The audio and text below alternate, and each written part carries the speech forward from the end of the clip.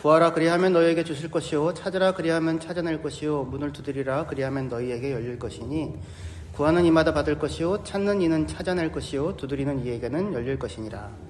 너희 중에 누가 아들이 떡을 달라 하는데 돌을 주며 생선을 달라 하는데 뱀을 줄 사람이 있겠느냐? 너희가 악한 자라도 좋은 것으로 자식에게 줄 줄 알거든 하물며 하늘에 계신 너희 아버지께서 구하는 자에게 좋은 것으로 주시지 않겠느냐? 그러므로 무엇이든지 남에게 대접을 받고자 하는 대로 너희도 남을 대접하라. 이것이 율법이요 선지자니라. 아멘. 자리에 앉아 주십시오. 마태복음 7장 7절에서 12절까지의 본문으로 기도하라 도움이 필요한 모든 때라는 제목으로 함께 말씀 나누도록 하겠습니다. 마태복음 5장에서 7장까지의 말씀을 예수님께서 산에서 말씀하셨다고 하셔서 산상수훈이라고 말씀하는데 거기에 나오는 쉬운 4개 가량의 명령들 중에서 오늘 우리의 본문은 4개의 명령을 담고 있습니다. 구하라, 찾으라, 두드리라 라고 하는 3개의 명령과 남을 대접하라 라고 하는 1개의 명령이 이곳에 나타납니다. 구하라, 찾으라, 두드리라 라고 하는 명령은 사실 기도하라 라고 하는 하나의 명령을 3가지 다른 입체적인 모습으로 표현한 것일 겁니다. 그래서 오늘 본문은 내 아버지 하나님께 기도하라 그러면 그가 너희에게 좋은 것을 주신다 라고 하는 말씀과 내 이웃에게 좋은 것을 받기 원한다면 너 또한 이웃에게 좋은 것을 주어라 라고 하는 말씀으로 이렇게 요약할 수 있을 것입니다. 하나님을 찾고 그에게 나아가 문을 두드리며 그에게 기도할 때 하나님은 자기를 찾는 자에게 자기를 찾고 구하는 자의 기도를 외면하지 않고 들어주실 것입니다.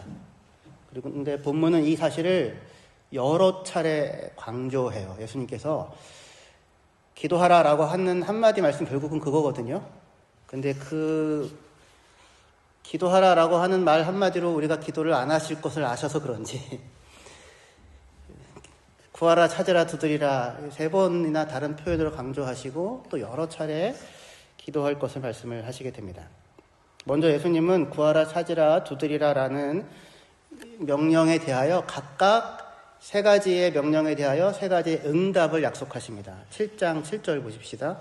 구하라 그리하면 너희에게 주실 것이요 찾으라 그리하면 찾아낼 것이요 문을 두드리라 그리하면 너희에게 열릴 것이다. 이렇게 말씀하세요. 구하라 그러면 너희에게 주어질 것이다. 찾으라 그러면 너희가 발견할 것이다. 두드려라 그러면 너희에게 열려질 것이다. 이렇게 말씀합니다. 명시적으로 하나님이 주어로 나타나지 않지만 하지만 너에게 주어질 것이다, 너에게 열려질 것이다 라고 하는 이 약속이 수동형으로 쓰였잖아요. 그럼 누가 주시겠다는 겁니까? 하나님이죠.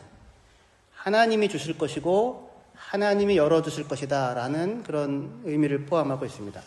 가운데에 있는 너희가 발견할 것이다 라고 하는 말씀은 능동형으로 물론 쓰였지만 이것 또한 찾는 자가 발견할 때에 하나님께서 그것을 마주쳐 발견하게 하실 것이다 라고 하는 의미가 뒤에 놓여져 있는 것이죠. 그래서 한마디로 본문은 너희가 기도하면 하나님이 들으시고 하나님이 응답하실 것이다 라고 하는 확고한 약속을 담고 있습니다. 이러한 약속을 통해 예수님이 하시는 말씀은 뭐겠어요? 그러니 너희는 기도하라 이거죠. 그러니 너희는 하나님께 기도하라. 3중적인 명령과 그에 이어지는 3중적인 응답만도 굉장히 강한 약속인데 그런데 예수님은 다시 한번 같은 이야기를 다른 방식으로 또 표현하여서 기도에 대해 강한 동기부여를 하시려고 하십니다. 예수님은 구하는 모든 자들이 받을 것이고 찾는 모든 이가 찾아낼 것이고 두드리는 모든 이에게 열릴 것이다 라고 그렇게 다시 한번 약속합니다. 7장 8절에 다시 한번 보실까요? 같이 읽겠습니다. 시작. 구하는 이마다 받을 것이요 찾는 이는 찾아낼 것이요 두드리는 이에게는 열릴 것이니라. 물론 본문 자체는 구하는 이마다 everyone who asks 이렇게 돼서 구하는 자에 대하여서만 모든이라는 한정어를 사용하고 있기는 하지만 이게 구하고 찾고 두드리는 일련의 행위에 제일 앞에 놓인 자리에 구하는 모든 이마다 받을 것이다 라고 하는 말씀을 넣으심으로 이것이 결국 뒤에 있는 구하고 찾고 두드리는 모든 행위에 대하여서도 동일한 약속으로 주어진 것임을 알 수 있게 합니다. 그래서 아예 이 RSV의 경우에는 이렇게 번역을 해요. 한 번 더 눌러주시겠어요? 예. For everyone who asks, receives. 모든 사람이죠. And everyone who searches, finds. For everyone who knocks, the door will be opened. 그래서 아예 구하는 모든 이가 받을 것이고 찾는 모든 이가 발견할 것이고 두드리는 모든 이에게 열려질 것이다. 이렇게 약속되어져 있는 것으로 우리는 본문을 이해할 수 있습니다. 그럼 이 말씀을 통하여 예수님이 우리에게 강조하시는 바가 뭐겠어요? 너희가 하나님께 기도하면 하나님은 반드시 너희의 기도에 응답하신다라는 거예요. 하나님께 나아가 기도하는 자는 누구든지, 그러니까 기도하는 자는 누구든지 하나님께서 응답하신다. 이렇게 되어져 있습니다. 나 같은 사람이 기도해도 들으신단 말인가? 이것에 대한 대답이에요. 나 같은 죄인이 기도해도 들으신다는 말인가? 나같이 부족하고 어리석은 자의 기도도 들으신다는 말인가? 라고 물으신다면 그 물음에 대한 대답은 예스예요. 그렇습니다. 하나님께서는 당신의 기도를 들으십니다. 왜냐하면 구하는 모든 이가 받을 것이고 찾는 모든 이가 발견할 것이고 두드리는 모든 이에게 열릴 것이라고 약속하고 계시기 때문입니다. 물론 그렇다고 이 말이 내가 구하는 모든 것을 하나님이 다 주신다라는 얘기는 아니에요. 하나님은 커피 자판기가 아닙니다. 기도 자판기가 아니에요. 기도라는 동전을 넣으면 그 기도를 하는 동전을 넣고 원하는 상품을 선택하면 그 상품을 내어주는 그런 기도 자판기 아닙니다. 우리가 기도할 때 하나님은 우리에게 가장 좋은 것으로 주시는 우리의 아버지로서 우리의 기도에 응답하세요. 그래서 본문이 강조하는 바는 뭐냐면 본문은 구하는 모든 자에게 하나님께서 응답하신다고 말씀하시는 것이지 무엇을 구하든 구하는 모든 것을 모두 다 준다라고 얘기하는 것은 아니에요. 본문의 강조는 너의 기도도 하나님은 들으신다. 여기에 강조가 있습니다. 나 같은 자의 기도도 하나님은 진지하게 들으시고 그에 응답하실 것인가? 라고 묻는다면 하나님께서 너의 기도도 진지하게 들으시고 응답하신다 라고 말씀하고 있는 겁니다. 그러니 하나님께 나아가 기도하라. 그렇게 말씀하고 계시는 것이죠. 이렇게 두 차례에 걸쳐서 기도해야 하는 까닭을 말씀하신 예수님은 우리가 기도하는 대상이 우리에게 가장 좋은 것을 주기 원하시는 우리의 아버지이심을 최종적으로 말씀하시면서 또다시 기도할 것을 권면하십니다. 마태복음 7장 9절부터 다시 보실게요. 너희 중에 누가 아들이 떡을 달라 하는데 돌을 주며 생선을 달라 하는데 뱀을 줄 사람이 있겠느냐. 너희가 악한 자라도 좋은 것으로 자식에게 줄 줄 알거든 하물며 하늘에 계신 너희 아버지께서 구하는 자에게 좋은 것으로 주지 않겠느냐. 아들이 떡을 달라고 하는데 돌을 줄 부모는 없죠. 생선을 달라고 하는데 뱀을 줄 부모가 있겠습니까? 자식들이 원래 거꾸로 구하잖아요. 안 좋은 거 달라고 구하는데 좋은 것으로 주시는 게 부모잖아요. 악할지라도, 성질이 더럽더라도, 악할지라도, 인색할지라도 자기 자녀에게는 좋은 것을 줄 줄을 압니다. 그렇다면 우리도 그런데 하늘에 계신 우리 아버지께서 자기에게 구하는 자녀에게 어찌 좋은 것을 주시지 않겠느냐. 너무나도 분명하고 확실한 사실이죠. 그러니까 뭘 하라고요? 네 하나님 아버지께 나아가 기도하라. 예수님은 이렇게 세 가지 표현으로 기도할 것을 명령하셨을 뿐만 아니라 세 차례에 걸쳐서 우리에게 기도해야 할 이유, 강한 동기부여를 하십니다. 기도해라, 하나님이 응답하신다. 그렇다면 우리가 물어야 할 것은 무엇일까요? 나는 과연 기도하고 있는가? 그렇죠? 나는 과연 기도하고 있는가? 여러분은 지금 어떻게 기도하고 계십니까? 기도하고 있는 것이 있는지요? 하나님께 나아가 그에게 구하고 그를 힘입어 무언가를 찾으며 하나님을 의지하여 두드리고 있는 것이 있으신지요? 그런 것이 없다면 오늘 설교를 통하여서 기도를 결심하시고 기도를 행하시기를 강력하게 권고드립니다. 기도하지 않는다면 우리는 하나님의 자녀로 이 땅을 살아갈 수가 없습니다. 그것이 기도하라는 말씀에 이어지는 뜻밖의 결론이 의미하는 바예요. 내내 기도하라고 말씀하신 뒤에 예수님은 뜻밖에도 이렇게 그 말씀을 결론 짓고 있어요. 12절이요. 그러므로, 앞에 것에 대한 결론이란 말이죠. 그러므로 무엇이든지 남에게 대접을 받고자 하는 대로 너희도 남을 대접하라. 이것이 율법이요 선지자니라. 물론 이 말씀은 다른 사람들이 너에게 이렇게 해주면 참 좋겠다라고 생각하는 그것을 네가 그들에게 해주어라 라고 하는 관계에 대한 말씀이에요. 관계를 어떻게 맺어가야 하는지에 대한 것을 가르치는 소위 황금률입니다. 그런데 이 말씀은 기도하라라고 하는 말씀의 결론으로 주어지고 있죠. 그러므로 무슨 이야기겠습니까? 너희가 하나님으로부터 귀한 사람으로 대접받기 원한다면 너희 또한 하나님을 너희의 하나님으로 귀하게 대접하여라 라는 말씀이 되죠. 우리가 그렇다면 하나님을 하나님으로 귀하게 대하는 길이 무엇일까요? 그것이 있다면 기도입니다. 우리가 하나님께 기도를 한다는 것은 우리가 하나님을 나의 하나님으로 인정한다는 것입니다. 우리가 하나님께 기도하지 않는다는 것은 우리는 하나님을 나의 하나님으로 인정하고 있지 않음을 드러내는 거예요. 여기 하나님이 계신데 그에게 아무 말도 하지 않고 그를 찾지도 않는다면 그를 무시하는 거잖아요. 하나님께서 천지에 충만하셔도 우리가 하나님의 이름을 부르지 않고 그를 찾지 않으며 그에게 나아가 기도하지 않는다면 우리는 하나님을 만날 수 없고 그의 도움을 힘입어 살아갈 수가 없습니다. 그러나 우리가 하나님을 찾고 그에게 나아가 기도하면 하나님은 우리의 기도에 귀 기울이시고 우리의 기도를 들으시며 우리에게 응답하실 것입니다. 그것을 여러 차례에 걸쳐서 약속하고 또 약속해 주시는 거잖아요. 예수님이. 우리가 아버지 하나님을 찾고 그에게 나아가 우리의 형편과 처지와 사정을 다 아뢰고 우리의 소원과 고통과 근심을 아뢰고 우리의 절망과 상처와 눈물을 아뢰면 하나님께서 우리의 기도를 들으시고 우리를 위로하시고 우리가 마땅히 행할 길을 알려주시고 가장 좋은 것으로 우리의 마음을 만족해 하실 것입니다.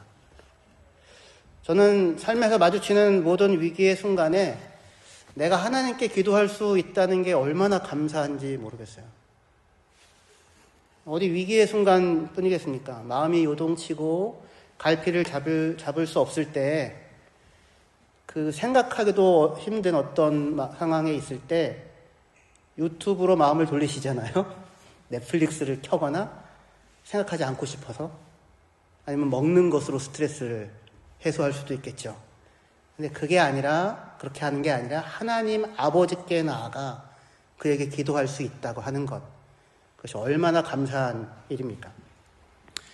앞이 보이지 않고 한치 앞을 알 수 없을 때 하나님 앞에 나아가서 주님, 내 모든 걸음을 당신께 맡기니 하나님이 인도하시는 길이 무엇이건 내가 기꺼이 따를 것이니, 왜냐하면 그게 제일 좋은 길이니까. 그러니 주님, 나의 길을 인도하여 주시옵소서 라고 우리가 고백하고 기도하면 약속은 뭐예요? 주께서 선한 목자가 되셔서 우리의 길을 인도하시고 가장 좋은 것으로 우리를 만족해 하실 것이다 이지요. 그러니 얼마나 감사한 일입니까? 그런데 어떻게 여러분들은 지금 하나님을 하나님으로 대접하고 계시는지요? 다시 말해서 삶의 모든 순간에 기도하고 살고 있는지요? 히브리서 4장 15절 16절은 우리에게 이렇게 말씀합니다. 우리에게 있는 대제사장은 우리의 연약함을 동정하지 못하실 리가 아니요 모든 일에 우리와 똑같이 시험을 받으신 이로되 죄는 없으시니라. 그러므로 우리는 긍휼하심을 받고 때를 따라 돕는 은혜를 발견하기 위하여, 얻기 위하여 은혜의 보좌 앞에 담대히 나아갈 것이니라. 우리에게 기도하고 또 기도하라고 말씀하고 계시는 예수님은 우리의 연약함을 아시는 분이세요. 그래서 그렇게 기도하고 또 기도하라고 말씀하십니다. 그는 우리가 겪는 시험을 아시고 그리고 우리가 그 시험에서 항상 좋은 점수를 얻는 자가 아님을 알고 계십니다. 그래서 뭐라고 하세요? 너희는 항상 시험의 자리에서 좋은 점수를 맞을 수 없는 자이니 내 앞에 나올 자격이 없다고 말씀하세요? 그게 아니라 그러니까 너희는 내 앞에 나와라고. 은혜의 보좌 앞에 담대히 나와 기도하라고. 도움을 구하라고. 때를 따라 돕는 은혜를 구하라고 말씀하십니다. 그러면 그가 긍휼과 은혜를 베풀어 주실 것입니다. 은혜의 보좌 앞에 담대히 나아갈 것이라고 말씀하는데 은혜의 보좌는 어디예요? 여러분들이 기도하는 자리, 하나님 아버지라고 부르며 여러분들이 기도하는 그 자리가 하나님의 은혜의 보좌입니다. 우리는 언제 이 은혜의 보좌 앞에 나아갈 수가 있습니까? 날마다. 은혜의 도움이 필요할 때마다. 돕는 은혜가 필요한 모든 순간에. 근데 어떻게 돕는 은혜가 필요하지 않을 때도 있나요? 저는 없던데요. 그럴 때는 없습니다. 우리에게는 늘 도우시는 은혜가 필요합니다. 그런데 성경이 뭐라고 말씀하십니까? 돕는 은혜가 필요할 때마다 은혜의 보좌 앞으로 담대히 나아오라고 그렇게 말씀하십니다. 근데 어떻게 나아가고 계세요? 만일 어떤 재벌이 여러분들에게 와가지고 돈 필요해? 필요할 때마다 나에게 와. 내가 도와줄게. 라고 약속한다면 여러분들 어떻게 하시겠어요? 아니 제가 뭐라고 나는 안 구해? 이러는 거예요. 하나님이 뭐라고 해요? 돕는 은혜가 필요할 때마다 은혜의 보좌 앞으로 담대히 나아오라고 말씀하시잖아요. 나 같은 사람이 구하면 하나님이 들어주지 않을 거야 라는 생각이 사람들에게 있을 수도 있을지 모르겠어요. 하지만 돕는 은혜가 필요하다면 언제든지 하나님께 나아가셔야 하는 겁니다. 만일 어떤 은행이 있는데 들어오기만 하면 100불씩을 준다고 100유로씩을 준다고 한다면 어떻게 여러분들 몇 번이나 들락날락 하시겠어요? 근데 뭐라고 말씀하세요? 때를 따라 돕는 은혜를 얻기 위하여 긍휼하심을 받고 때를 따라 돕는 은혜를 얻기 위하여 은혜의 보좌 앞에 담대히 나아오라고요. 이 나아오라는 약속을 그 요구를 왜 하십니까? 너희가 내게 나아오면 너희가 긍휼을 받고 때를 따라 돕는 은혜를 발견할 것이라고 약속하시는 것이잖아요. 우리에게 있는 대제사장은 우리의 연약함을 동정하지 못할 분이 아니시고 모든 일에 우리와 함께 시험을 받으셨으되 그 모든 시험을 이겨내신 분이십니다. 그러니 연약한 우리가 시험에 실패하고 혹시 낙심하여 오도 가도 못하는 난간 속에서 고통스러워하고 있다면 바로 그때가 은혜의 보좌 앞으로 나아가 하나님의 긍휼을 구하고 도우시는 은혜를 구할 때입니다.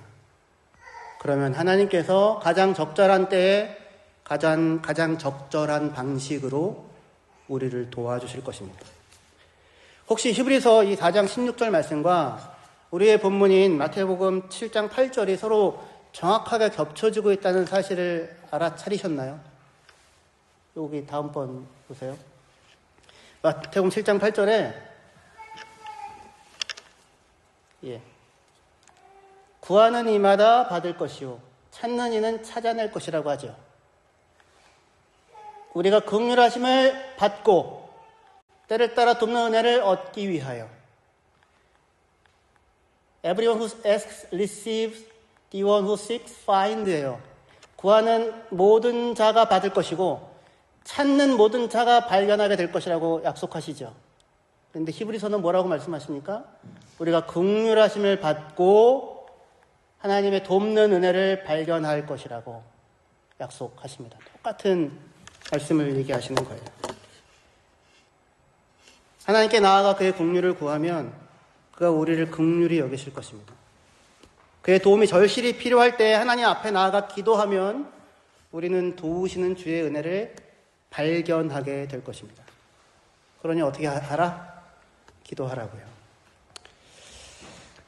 근데 왜 기도를 안 하시는지요? 목사님 저 식기도 합니다. 어느 목사님이 제가 이번에 마드리드의 멘토링 세미나를 다녀왔잖아요. 강사로 섬기신 목사님이 이종식 목사님이라고 뉴욕의 베이사이드 처치 담임하시는 목사님이신데 기도에 대한 이야기를 하면서 그런 얘기를 하더라고요. 하나님 아버지, 제가 지금 굉장히 어려운 상황 가운데 있습니다. 이렇게 기도를 했더니 하나님이 그렇게 얘기하시더래요. 야, 너 참 오래간만이다.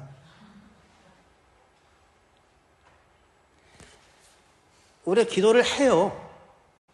그냥 하죠. 습관적으로. 근데 그런 게 아니라 정말로 1대1로 하나님 앞에 나아가 하나님 아버지, 당신의 자녀가 당신 앞에 왔습니다. 하나님 아버지, 내가 구할 것이 있습니다. 하나님 때를 따라 돕는 은혜가 필요합니다. 하나님 어찌할지를 모르겠습니다. 하나님 내 마음이 너무 고통스럽고 괴롭습니다. 앞으로도 갈 수 없고 뒤로도 나아갈 수가 없어서 어찌할 줄 모르겠습니다. 하나님 나를 도와주십시오. 라고 그렇게 1대1로 하나님을 만나 하나님께 기도하는 그 기도의 순간이 계속해서 있느냐라고 묻는 거예요. 너 참 오래간만이다 이거 아니고요. 기도는 사실은 어려운 것이 아닙니다.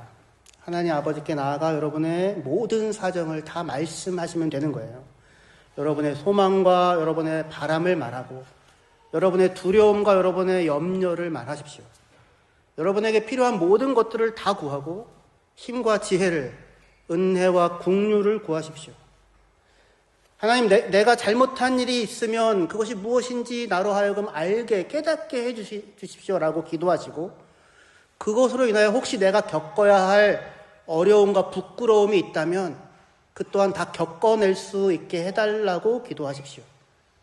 억울하고 속상하고 분노할 만한 일이 있다면 그것을 다 주님께 아뢰고 하나님께서 의와 공평으로 다스려 달라고, 악인의 악을 벌하고 잘못한 자의 잘못은 꾸짖어 달라고 그렇게 기도할 수 있습니다. 하나님 앞에 나아가 여러분들의 모든 것을 가지고 나아가서 그와 1대1로 만나 그분의 도움을 구하십시오. 그가 자기를 찾는 자들에게 긍휼을 베푸시고 은혜를 베푸시며 우리를 도와주실 것입니다.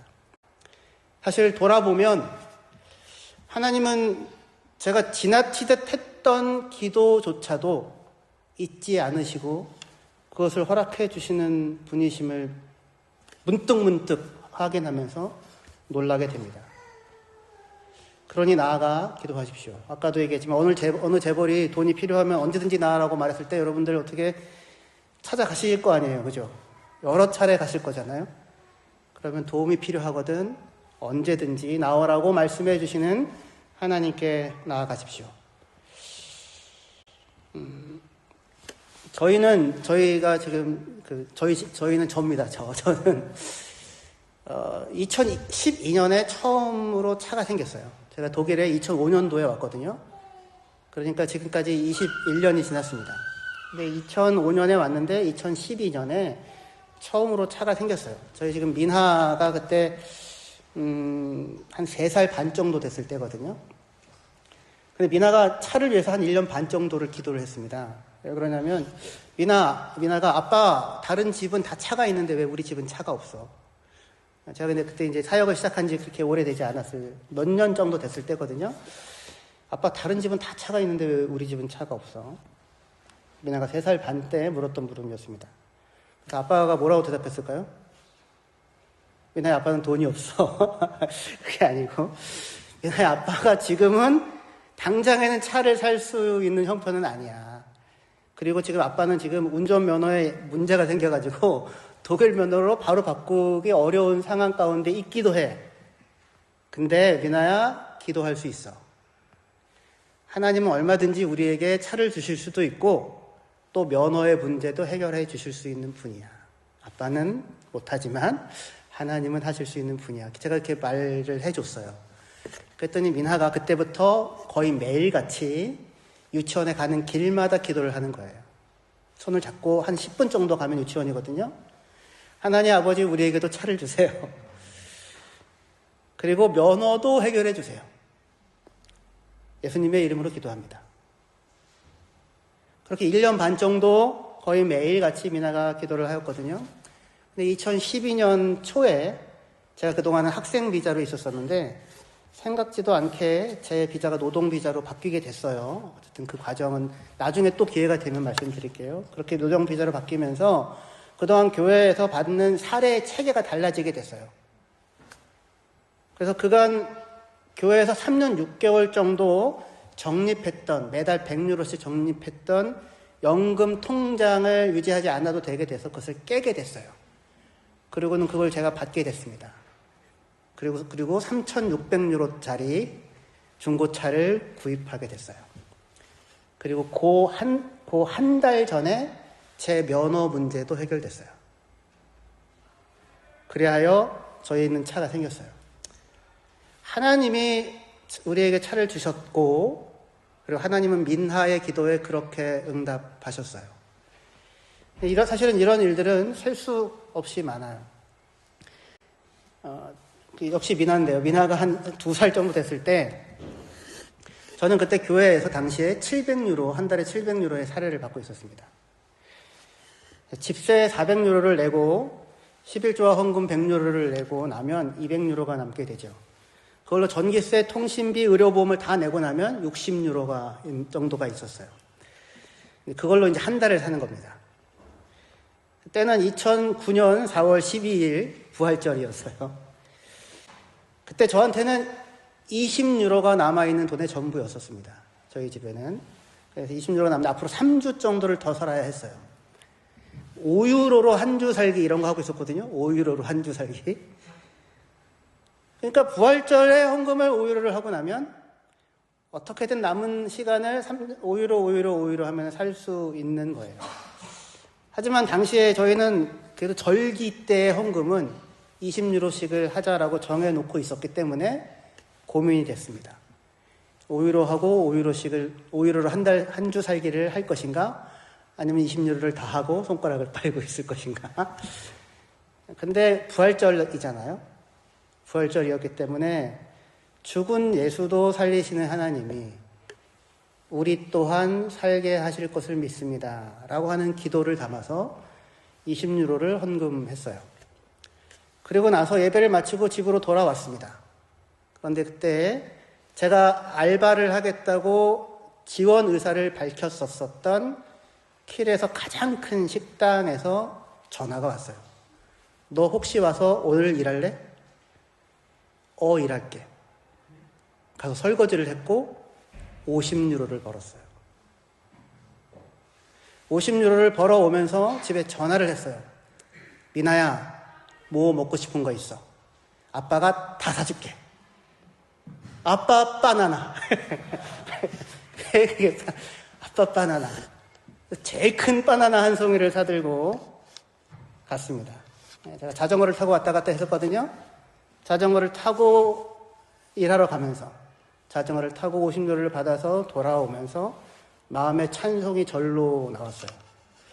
하나님이 나를 아시는구나. 하나님이 내 형편을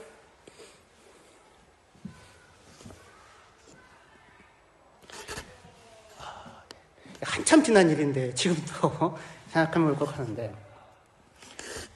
하나님이 내 형편을 아시고 내 마음을 아시고 내 믿음의 고백을 기특하게 여기셔서 내 삶을 돌보시는구나.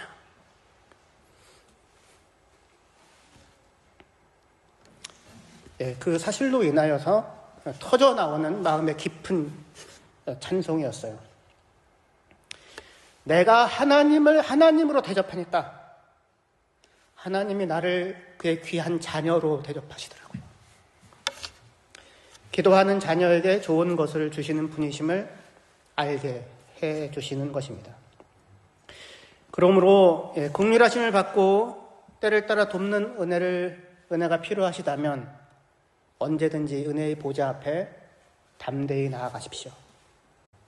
하나님을 하나님으로 좋은 것을 주시는 여러분의 형편을 아시고 여러분들의 마음을 아시고 여러분들을 귀하게 여기시는 그 아버지로 대접하시고 인정하시고 그에게 기도하실 때 하나님께서 여러분을 얼마나 귀하게 여기시는지를 여러분의 삶 가운데서 날마다 경험하게 되실 것입니다.